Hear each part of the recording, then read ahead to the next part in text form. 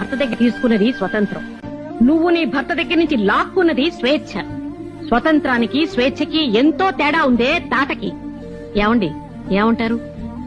అవును. ఎందుకు అవును? నువ్వేమన్నా అవును. అమ్మ ఏమన్నా గంగిరెద్దుల తలపడమేనా మీ పని? అవును. అనంతలక్ష్మి, కొంచెం కాఫీ ఇస్తావా? ఇదిగో వస్తున్నానత్తయ్యా.